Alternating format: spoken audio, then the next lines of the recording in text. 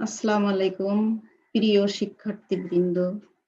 সুখনগর কলেজের গার্হস্থ্য বিজ্ঞান দ্বিতীয় পত্রের অনলাইন ক্লাসের পক্ষ থেকে তোমাদেরকে জানাচ্ছি স্বাগতম। আমি রোকসানা খানম, প্রভাষক, গার্হস্থ্য বিজ্ঞান, সুখনগর কলেজ, ডুমুরিয়া, খুলনা। প্রিয় শিক্ষার্থীরা, তোমরা নিশ্চয় ভালো আছো, সুস্থ আছো এবং বাড়িতে আছো। বাড়িতে থেকে নিয়মিত অনলাইন ক্লাস দেখছো। আমি আলহামদুলিল্লাহ আল্লাহ পাকের ইচ্ছায় ভালো থেকে ক্লাস নিচ্ছি।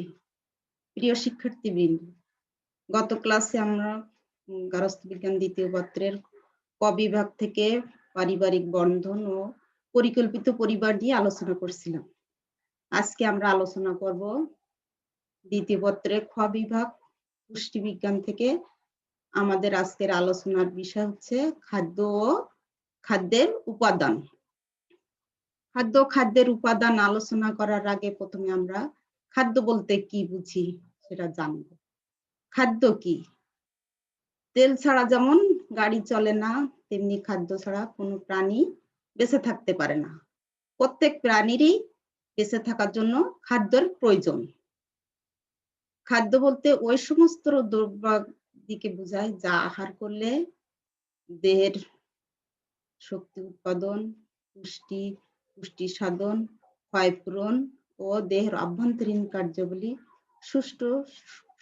সুষ্ঠুভাবে সম্পন্ন হয়, দেহের তাপ শক্তি উৎপাদন হয় ও দেহকে সুস্থ, সবল ও কর্মক্ষম রাখে। তাহলে আমরা এখন একটা খাদ্যের ছবি দেখি। এগুলো হচ্ছে সব খাদ্য। এর আছে খাদ্যের উপাদান। খাদ্যের মধ্যে খাদ্য হচ্ছে বিভিন্ন রাসায়নিক পদার্থ এবং খাদ্যে অবস্থিত জৈব রাসায়নিক খাদ্য উপাদান যা ওই খাদ্যের গুণাগুণের জন্য দায়ী, সেই উপাদানগুলোকে খাদ্য উপাদান বলে। আমরা এখন খাদ্য উপাদানের ছবি দেখি। এই যে খাদ্যের ৬টি উপাদান: কার্বোহাইড্রেট, প্রোটিন, ফ্যাট, খনিজ লবণ, পানি। তাহলে খাদ্যের উপাদান এই আলোচনা থেকে আমরা কি জানতে পারবো, অর্থাৎ আমাদের আজকের শিক্ষণফল কি দেখি। আজকের শিক্ষণফল হচ্ছে খাদ্যের প্রয়োজনীয়তা ব্যাখ্যা করতে পারবে, খাদ্যের সাথে পুষ্টির সম্পর্ক নিরূপণ করতে পারবে, স্বাস্থ্য রক্ষায় খাদ্য পুষ্টির ভূমিকা মূল্যায়ন করতে পারবে।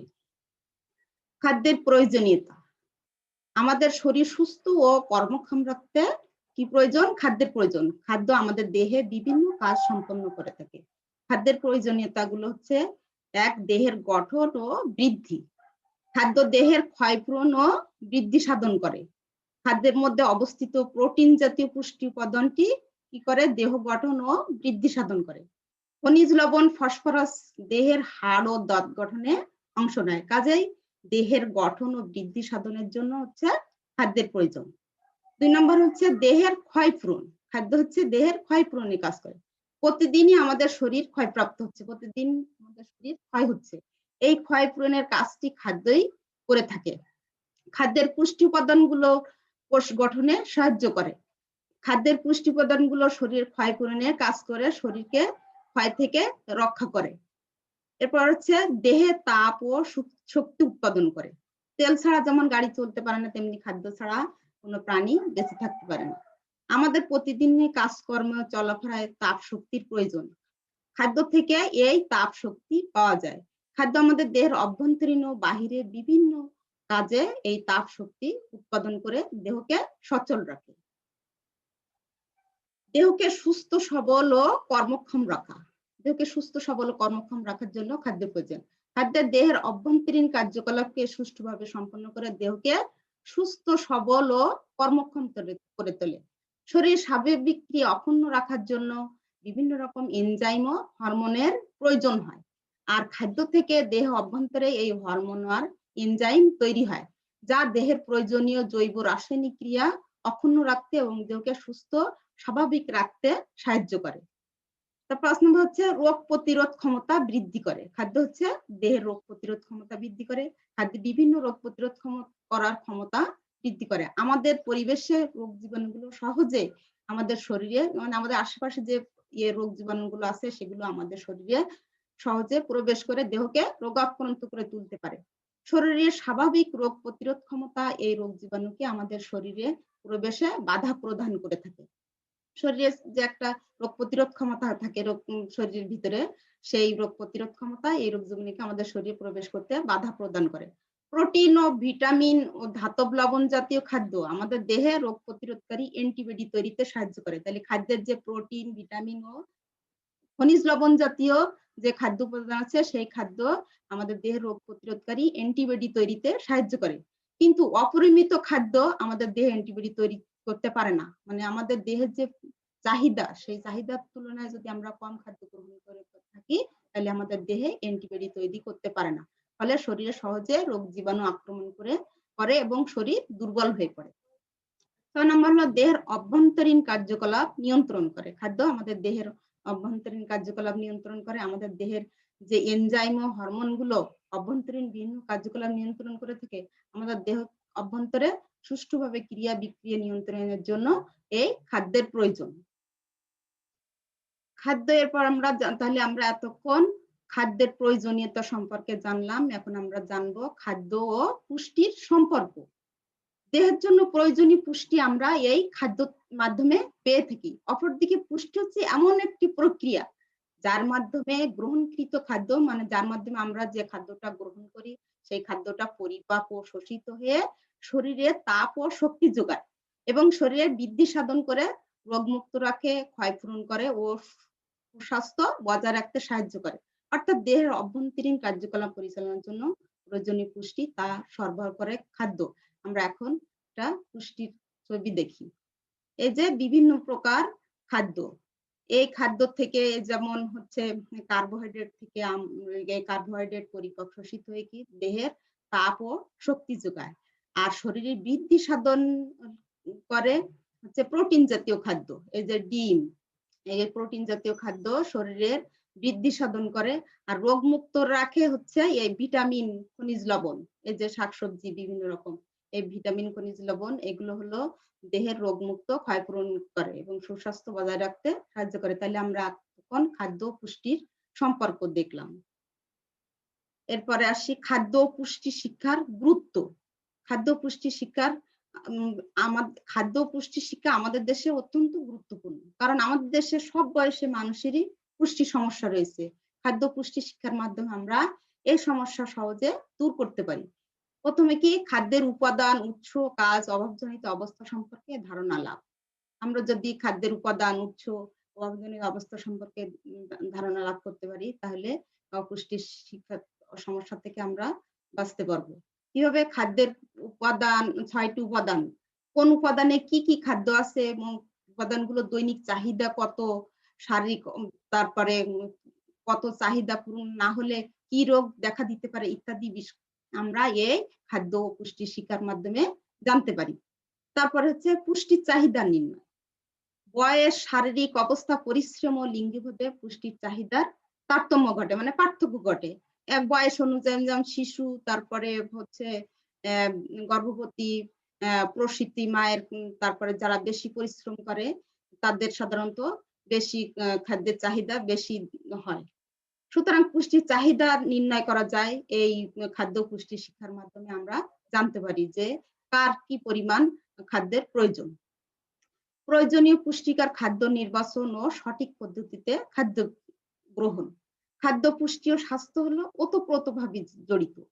পুষ্টিকর খাদ্য ব্যতীত ভালো স্বাস্থ্য আশা করা যায় না। দেহের জন্য প্রয়োজনীয় পুষ্টির চাহিদা পূরণ করতে হলে পুষ্টিকর খাদ্য দরকার। আমরা এই খাদ্য পুষ্টি শিক্ষার মাধ্যমে তা জানতে পারি। তারপরে কম দামে অধিক পুষ্টিকর খাদ্য চেনা। আমাদের দেশে অধিকাংশ লোক হচ্ছে দরিদ্র। আর্থিক অসঙ্গতি ও পুষ্টিজ্ঞানের অভাবের কারণে অনেকেই পুষ্টিহীনতার শিকার হচ্ছে। সেই কারণে খাদ্য পুষ্টি শিক্ষার মাধ্যমে জনগণ কম দামে অধিক পুষ্টিকর খাদ্য শনাক্ত করতে পারে। তারপরে কি ছোট পরিবার গঠনে সহায়ক। অধিক জনসংখ্যার সাথে পুষ্টিহীনতার সম্পর্ক রয়েছে। এই লোক সংখ্যা বেশি হলে মাথাপিছু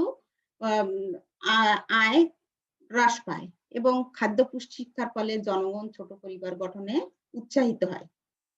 তারপরে মায়ের দুধে পুষ্টি সম্পর্কে ধারণা লাভ। এই খাদ্য পুষ্টি শিক্ষার মাধ্যমে মায়ের দুধের পুষ্টি সম্পর্কে ধারণা লাভ করতে পারে।